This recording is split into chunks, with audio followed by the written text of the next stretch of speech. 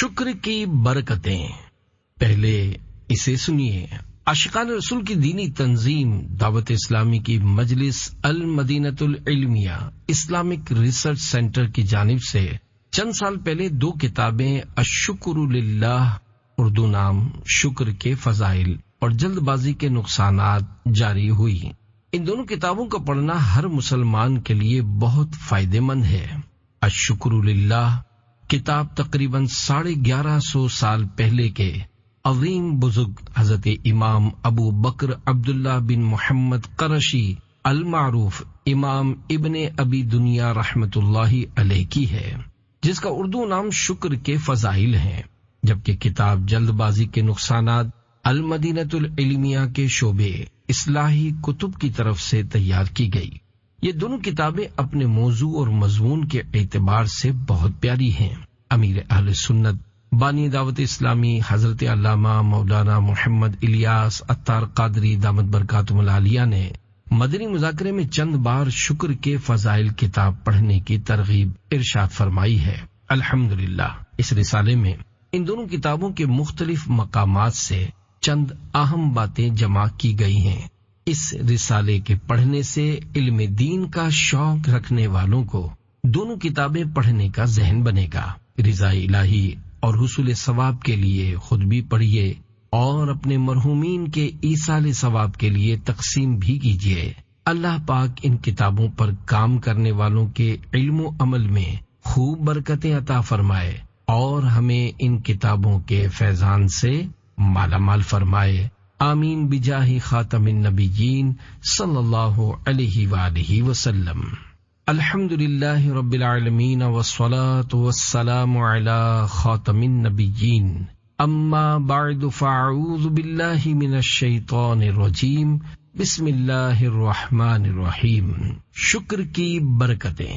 دعائے عطار. یا رب کریم، جو کوئی 16 صفحات کا رسالہ شکر کی برکتیں پڑھ یا سن لے، اسے ہر حال میں صبر و شکر کرنے والا بنا اور اسے ماں باپ اور خاندان سمیت بے حساب بخش دے.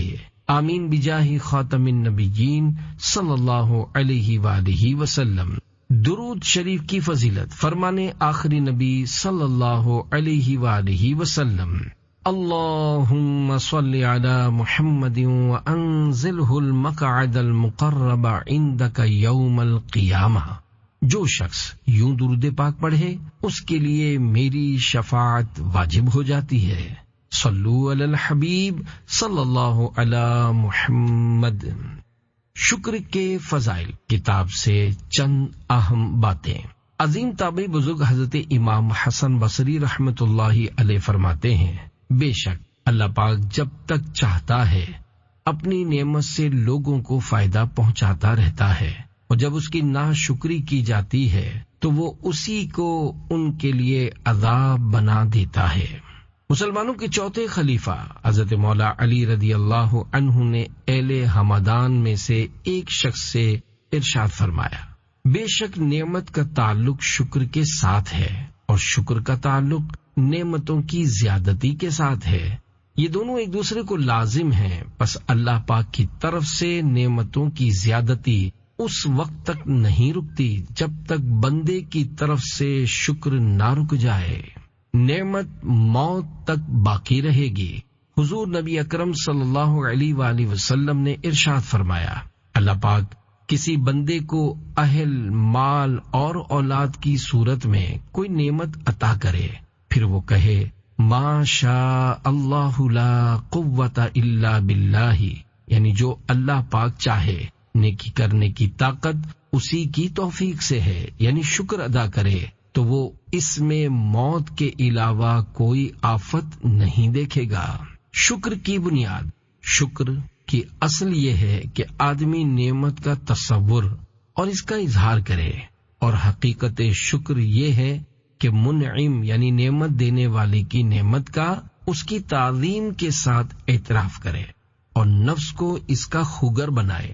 یہاں ایک باریکی ہے، وہ یہ کہ بندہ جب اللہ پاک کی نعمتوں اور اس کے طرح طرح کے فضل و کرم و احسان کا مطالعہ کرتا ہے تو اس کے شکر میں مشغول ہوتا ہے. اس سے نعمتیں زیادہ ہوتی ہیں اور بندے کے دل میں اللہ پاک کی محبت بڑھتی چلی جاتی ہے۔ یہ مقام بہت برتر ہے، اور اس سے اعلیٰ مقام یہ ہے کہ منعم کی محبت یہاں تک غالب ہو کہ قلب کو نعمتوں کی طرف التفات یعنی توجہ باقی نہ رہے۔ یہ مقام صدیقوں کا ہے۔ اللہ پاک اپنے فضل سے ہمیں شکر کی توفیق عطا فرمائے۔ نعمت پر نعمت۔ حضرت ابو عقیل رحمت اللہ علیہ فرماتے ہیں کہ میں نے حضرت بکر بن عبداللہ رحمت اللہ علیہ کو فرماتے ہوئے سنا کہ بندہ جب بھی الحمدللہ کہتا ہے تو الحمدللہ کہنے کی برکت سے اس کے لیے نعمت لازم ہو جاتی ہے۔ میں نے پوچھا اس نعمت کا بدلہ کیا ہے؟ ارشاد فرمایا اس کا بدلہ بھی بندے کا الحمدللہ کہنا ہے۔ پس یہ کہتے ہی اس کے پاس ایک اور نعمت آ جائے گی، کیونکہ اللہ پاک کی نعمتیں ختم نہیں ہوتی۔ نعمتوں کی یاد سے محبت الہی میں اضافہ۔ حضرت ابو سلیمان واسطی رحمت اللہ علیہ فرماتے ہیں اللہ پاک کی نعمتوں کو یاد کرنے سے دل میں اس کی محبت پیدا ہوتی ہے۔ بارگاہ رب العزت میں حاضری۔ حضرت عبداللہ بن سلام رضی اللہ عنہ فرماتے ہیں بے شک اللہ پاک قیامت کے دن اپنے بندے کو اپنی بارگاہ میں حاضر کر کے اسے اپنی نعمتیں شمار کرائے گا۔ اتنا بیان کرنے کے بعد حضرت عبداللہ بن سلام رضی اللہ عنہ بہت روئے، پھر فرمایا میں امید کرتا ہوں کہ اللہ پاک بندے کو اپنی بارگاہ میں حاضر فرمانے کے بعد عذاب نہیں دے گا۔ خوف کی بات۔ اللہ پاک کے پیارے نبی صلی اللہ علیہ وآلہ وسلم نے ارشاد فرمایا جب تم دیکھو کہ اللہ پاک بندے کو اس کی نافرمانی کے باوجود اس کی خواہشات کے مطابق عطا کر رہا ہے تو یہ اس کی طرف سے اس کو ڈھیل ہے۔ حضرت داؤد علیہ السلام کا شکر۔ حضرت داؤد علیہ السلام نے اللہ پاک کی اس طرح حمد کی الحمدللہ حمدا کما ینبغی لکرم وجہ ربی جل جلالہ، یعنی اللہ پاک کے لیے ایسی حمد ہے جیسی اس کی عزت کے شایان شان ہے۔ تو اللہ پاک نے آپ علیہ السلام کی طرف وحی فرمائی اے داؤد تم نے فرشتوں کو مشقت میں ڈال دیا ہے، یعنی ایسی حمد فرشتے بھی نہیں کر سکے۔ ذکر الہی سے زبان تر۔ حضرت موسیٰ کلیم اللہ علیہ السلام نے بارگاہ خداوندی میں عرض کی اے اللہ پاک تیرا شکر کس طرح ادا کرنا چاہیے؟ ارشاد ہوا اے موسیٰ تمہاری زبان ہمیشہ میرے ذکر سے تر رہے۔ نافرمانی پر بھی انعامات کی بارش۔ حضرت مالک بن دینار رحمت اللہ علیہ فرماتے ہیں میں نے کتاب میں پڑھا ہے کہ اللہ پاک ارشاد فرماتا ہے اے ابن آدم تجھ پر میری بھلائی نازل ہوتی ہے لیکن میرے پاس تیرا شر پہنچتا ہے۔ میں نعمتوں کے ذریعے تجھ سے محبت کا اظہار کرتا ہوں اور تو میری نافرمانیاں کر کے میرے ذکر سے غافل رہتا ہے، اور عزت والا فرشتہ ہمیشہ تیرا برا عمل ہی میرے پاس لے کر حاضر ہوتا ہے۔ مغفرت کی خوشخبری۔ فرمانے آخری نبی صلی اللہ علیہ وآلہ وسلم اللہ پاک کسی بندے کو نعمت عطا فرماتا ہے اور وہ اس بات کا یقین کر لیتا ہے کہ یہ اللہ پاک کی طرف سے ہے تو اللہ پاک اس کے لیے اس نعمت کا شکر ادا کرنا لکھ دیتا ہے، اور جب اللہ پاک گناہ پر بندے کی شرمندگی دیکھتا ہے تو اس کی مغفرت طلب کرنے سے پہلے ہی اسے بخش دیتا ہے۔ اور جب کوئی شخص دینار کے عوض کپڑا خرید کر پہنتا ہے اور اللہ پاک کا شکر ادا کرتا ہے تو اس سے پہلے کہ کپڑے اس کے گھٹنوں تک پہنچیں اللہ پاک اس کی مغفرت فرما دیتا ہے، بخش دیا جاتا ہے۔ حضرت معاویہ بن قرہ رحمت اللہ علیہ فرماتے ہیں کہ جو شخص نیا کپڑا پہنتے وقت بسم اللہ والحمد للہ کہہ لے اسے بخش دیا جاتا ہے، اور جو کھانا کھاتے وقت بسم اللہ والحمد للہ کہہ لے وہ بھی بخشا جاتا ہے، اور جو پانی پیتے وقت بسم اللہ والحمد للہ کہہ لے اس کی بھی مغفرت فرما دی جاتی ہے۔ نبی کریم صلی اللہ علیہ وآلہ وسلم کا فرمان برکت نشان ہے، جب اللہ پاک کسی بندے کو نعمت عطا فرماتا ہے تو اس پر اپنی نعمت کا اثر دیکھنا پسند فرماتا ہے۔ خوف کی بات، اللہ پاک ارشاد فرماتا ہے، اے ابن آدم، جب تو اس حال میں میری نعمتوں میں پلے کہ میری نافرمانی میں بھی لوٹ پوٹ ہوتا ہے تو مجھ سے ڈر کہ کہیں تجھے تیرے گناہوں کی وجہ سے ہلاک نہ کر دوں۔ اے ابن آدم، مجھ سے ڈر اور جہاں چاہے سو۔ شکر ادا کرنے والا قلی۔ واقعہ حضرت بکر بن عبداللہ رحمت اللہ علیہ بیان کرتے ہیں کہ میں قلی یعنی بوجھ اٹھانے والے سے ملا جو وزن اٹھائے ہوئے الحمدللہ اور استغفر اللہ کہے جا رہا تھا۔ میں اس کے فارغ ہونے کا انتظار کرنے لگا۔ جب اس نے اپنی پیٹھ سے بوجھ اتار دیا تو میں نے اس سے پوچھا، کیا تم اس سے اچھا کوئی کام نہیں کر سکتے؟ اس نے کہا، کیوں نہیں، میں اچھا کام کر سکتا ہوں، قرآن پاک پڑھ سکتا ہوں، لیکن بندہ چونکہ نعمت اور گناہ کے درمیان رہتا ہے اس لیے میں اس کی کامل نعمتوں پر اس کا شکر ادا کرتا ہوں اور اس سے اپنے گناہوں کی معافی مانگتا ہوں۔ میں نے کہا، یہاں کا قلی بھی بکر بن عبداللہ سے زیادہ سمجھدار ہے۔ پانی کا شکر۔ اللہ پاک کے پیارے پیارے آخری نبی صلی اللہ علیہ وآلہ وسلم پانی نوش فرماتے تو یہ کلمات کہتے، الحمدللہ الذی جعلہ عذبا فراتا برحمتہ ولم یجعلہ ملحا اجاجا بذنوبنا۔ ترجمہ، تمام تعریفیں اللہ پاک کے لیے ہیں جس نے محض اپنی رحمت سے اسے یعنی پانی کو میٹھا نہایت شیریں بنایا اور ہمارے یعنی امت کے گناہوں کی وجہ سے اسے کھاری نہایت تلخ یعنی کڑوا نہ بنایا۔ عافیت اور شکر۔ ایک عالم دین کا فرمان ہے، میں نے اپنے معاملے میں غور و فکر کیا تو عافیت و شکر کے علاوہ کسی بھلائی کو شر سے خالی نہ پایا۔ بہت سے لوگ مصیبت میں بھی شاکر رہتے ہیں اور کئی لوگ عافیت میں ہونے کے باوجود شکر گزار نہیں ہوتے۔ بس جب تم خدا سے مانگو تو یہ دونوں مانگو۔ عیب چھپے ہوئے ہیں۔ حضرت سفیان ثوری رحمت اللہ علیہ فرماتے ہیں، اللہ پاک کی طرف سے بندے کے عیوب کی پردہ پوشی عافیت کی علامت ہے۔ ہلاکت سے محفوظ۔ حضرت ابو العالیہ رفیع بن مہران رحمت اللہ علیہ فرماتے ہیں، مجھے امید ہے کہ نعمت پر اللہ پاک کا شکر ادا کرنے والا اور گناہ کی معافی مانگنے والا بندہ ہلاک نہیں ہوگا۔ نعمت کی قدر۔ اللہ پاک کے محبوب صلی اللہ علیہ وآلہ وسلم نے ارشاد فرمایا، جب تم میں سے کوئی اللہ پاک کی نعمتوں کی قدر جاننا چاہے تو اپنے سے کم نعمت والوں کو دیکھے، زیادہ والوں کو نہ دیکھے۔ آئینہ دیکھ کر پڑھنے کی دعا۔ نبی مکرم صلی اللہ علیہ وآلہ وسلم جب آئینے میں اپنا رخ انور دیکھتے تو یہ دعا پڑھتے، الحمدللہ الذی سوّا خلقی فعدلہ وکرم صورت وجہی وحسنہا وجعلنی من المسلمین۔ یعنی تمام تعریفیں اللہ پاک کے لیے ہیں جس نے درست طریقے سے میری تخلیق فرمائی، میرے چہرے کو مکرم اور خوبصورت بنایا اور مجھے مسلمانوں میں شامل رکھا۔ مصیبت میں نعمت۔ حضرت حبیب بن عبید رحمت اللہ علیہ فرماتے ہیں، اللہ پاک بندے کو کسی بھی مصیبت میں مبتلا فرماتا ہے تو اس میں اس کی نعمت بھی ہوتی ہے، اور وہ یہ کہ اللہ پاک نے اس کو اس سے سخت مصیبت میں مبتلا نہیں فرمایا، حالانکہ اگر وہ چاہتا تو اس سے بھی سخت مصیبت میں گرفتار کرتا۔ مصیبت آنے کا سبب۔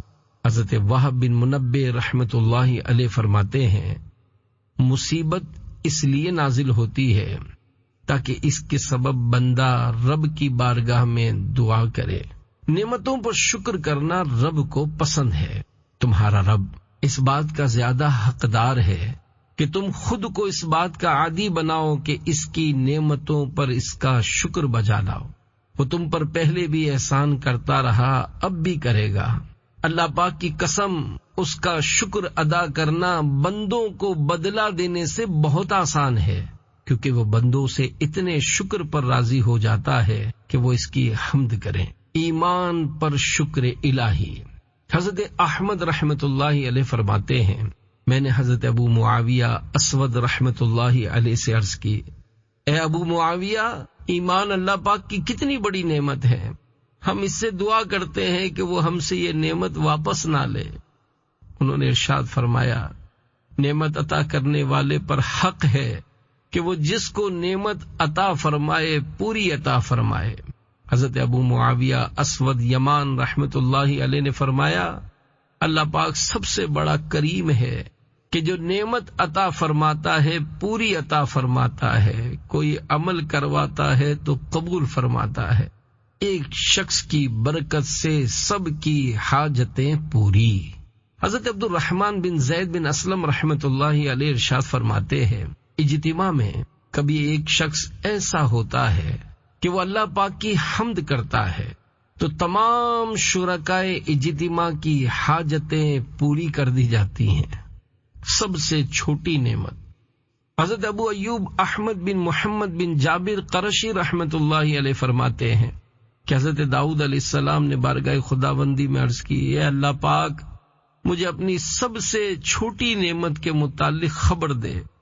تو اللہ پاک نے ان کی طرف وحی نازل فرمائی، اے داؤد، سانس لو۔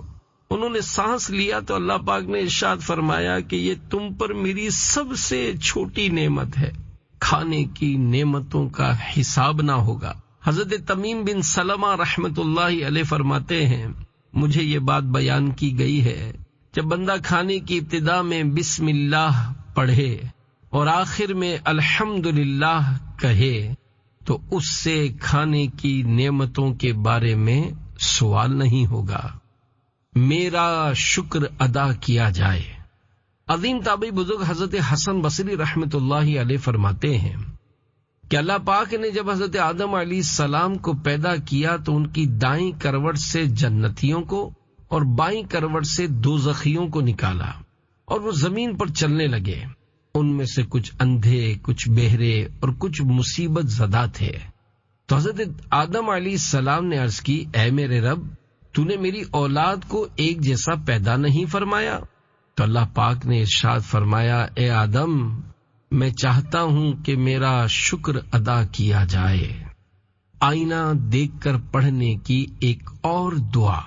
حضرت امام محمد باقر رحمت اللہ علیہ فرماتے ہیں، نبی پاک صلی اللہ علیہ وآلہ وسلم جب آئینہ دیکھا کرتے تو یہ دعا پڑھتے تھے، الحمدللہ الذی خلقنی فاحسن خلقی وخلقی وزان منی ما شان من غیری۔ ترجمہ، تمام تعریفیں اللہ پاک کے لیے ہیں جس نے مجھے پیدا کیا، میری صورت اور میرے اخلاق کو بہترین بنایا اور مجھے زینت سے نوازا جبکہ دوسروں کو عیب سے۔ جہنمیوں پر بھی احسان۔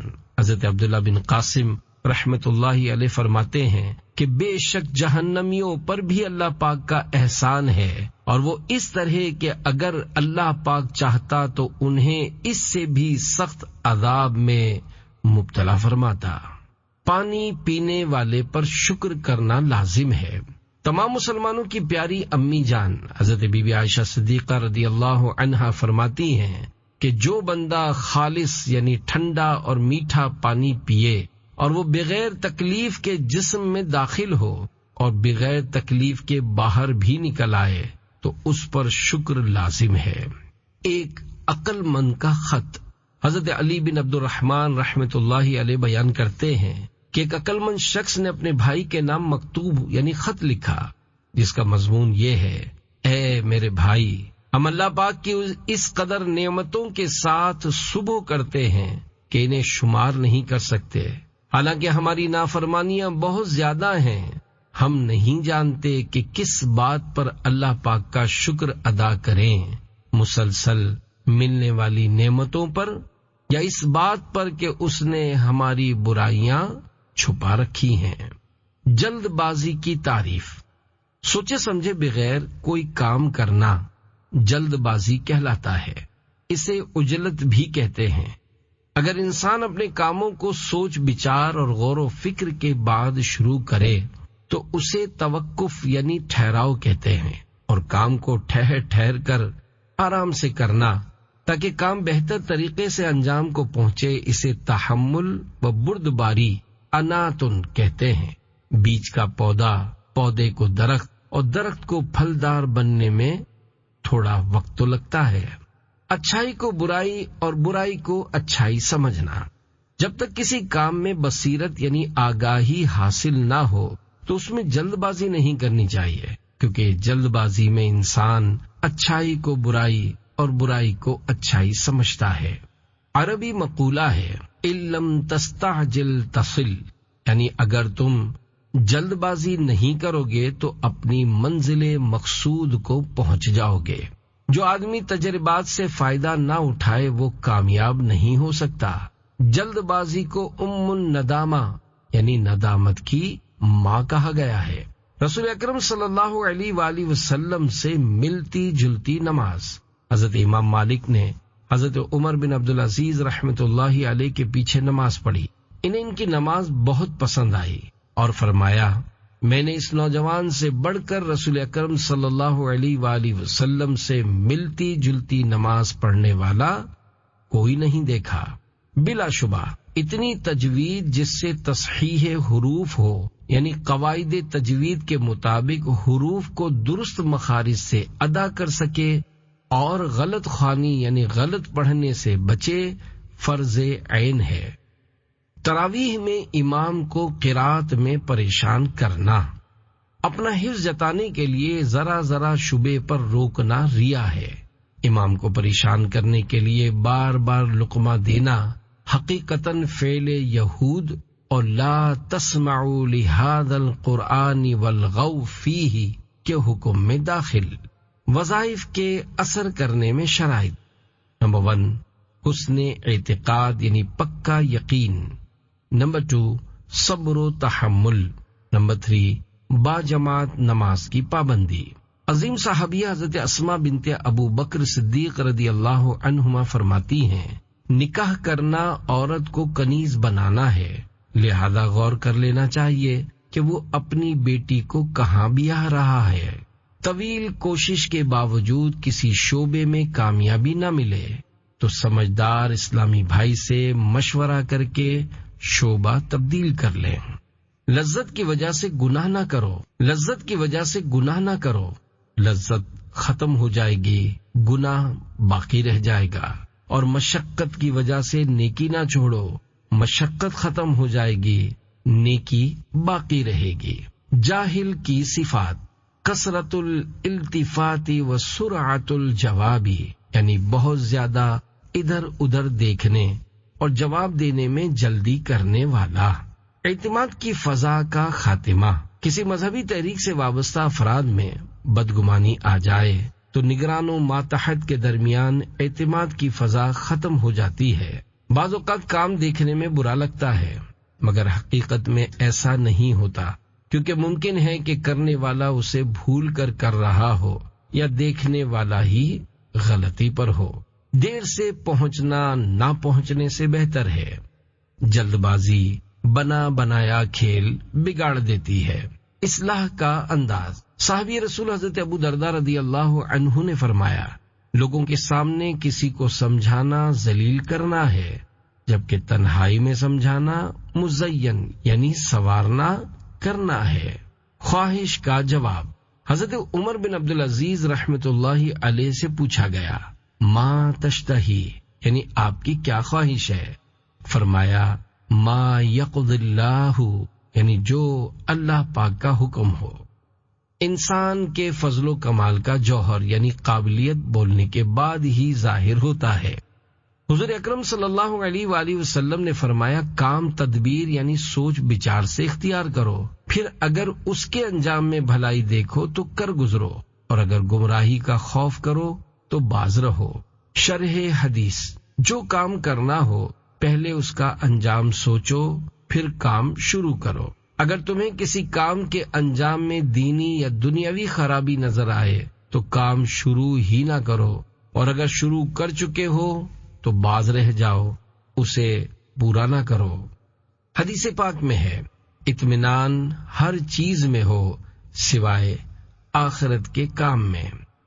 شیطان کار خیر یعنی بھلائی کے کام میں تاخیر کروا کر پھر اس سے رکوا دیتا ہے۔ جنابت یعنی غسل فرض ہونے کی حالت میں کم از کم وضو کر کے سوئیے۔ ہماری شریعت میں ہے جس پر غسل واجب ہے اسے چاہیے کہ نہانے میں تاخیر نہ کرے۔